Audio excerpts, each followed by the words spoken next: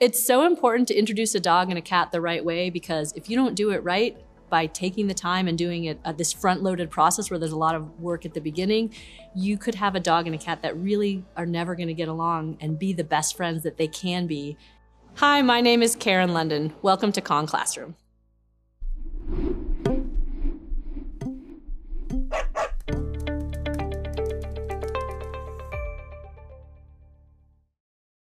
It is so important to keep a dog and a cat separate at first when they haven't met each other as part of the introduction process, because if you have them together, something bad can happen. One of them can have a negative experience, one of them can start the developing of a bad habit, and that can really traumatize a cat and sometimes even the dog. So you could end up with a cat that's terrified, a dog that just had a lot of fun at the expense of the cat. So by keeping them separate, and I like to do it with double gate so even paws can't go through, there's no interaction, you can have them in each other's presence. They can get used to the sight of each other and used to the smell of each other without actually interacting. By separating the dog and the cat, as again, the first part of the introduction, you can have them, play a little bit or get toys around each other and start to have positive experiences in each other's presence without any risk of an interaction that could send you down the path of them not getting along.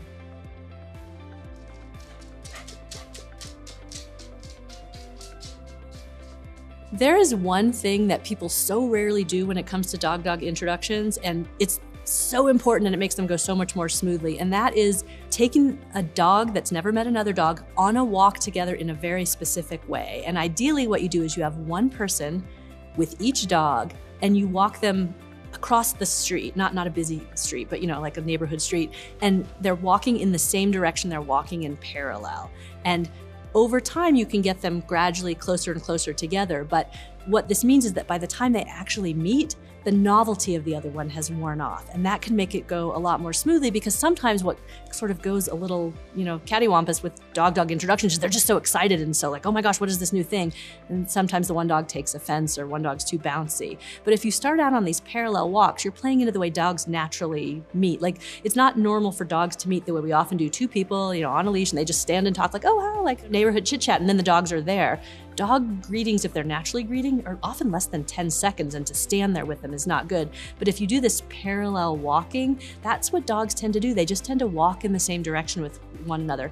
And if they're comfortable, and as you get closer and closer together, they do what dogs do. They run this way and they run that way, and they meet over smells in the grass. They don't meet face to face the way people do. So if you can start out a dog-dog introduction with a parallel walk at some distance at which both dogs are comfortable, you've greatly improved the chance that those dogs are going to meet, it's going to go smoothly, they'll be friends, and it'll be a peaceful introduction, which is obviously the goal. Managing leashes when introducing new dogs is extremely important. If you can introduce the dogs without a leash, or they're ready for that stage after some introductory parts like parallel walking or meeting with leashes, then avoid leashes if you can, because then they don't have the tension on the leash and it just doesn't create extra anxiety. If you have to have them leashed, either because you're not in a safe area or you're not ready for the dogs to do that, you want to keep the leashes loose. It's really natural to be like, oh, I don't know if they should be meeting, and pulling, and that actually creates tension.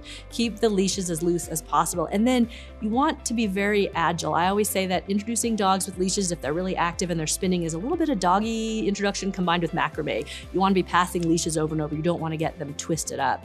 And sometimes if there's any kind of tension, the best thing you can do is drop the leash and let it untangle and pick it up again. So managing leashes is important. You have to pay attention to them, because obviously they're attached to dogs, and so they're creating physical pressure on them potentially.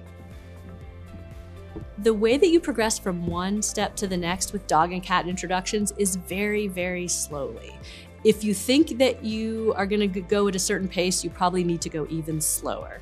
I often think in terms of dog and cat introductions, think more in terms of weeks or months, not days or weeks. And you only ever progress to the next step when the animals are comfortable with the step that you're at. So if you have a dog and a cat on opposite sides of a gate, and they are each playing, they're only going to be playing if they're comfortable and happy and relaxed in the situation. It's one of the wonderful things about using play is that it's an assessment tool, it's a little litmus test. If they're playing, there's a degree of comfort that you really can't get with any other sort of behavior. Just because they're taking treats doesn't mean they're relaxed. They could be upset, but still taking them. They're not gonna play unless they're happy. So if they're relaxed, you can maybe move them closer together or make the interaction a little bit longer. So it's always a progression of steps based on a comfort level with both animals. I'm Karen London. Thanks for joining us in Khan Classroom.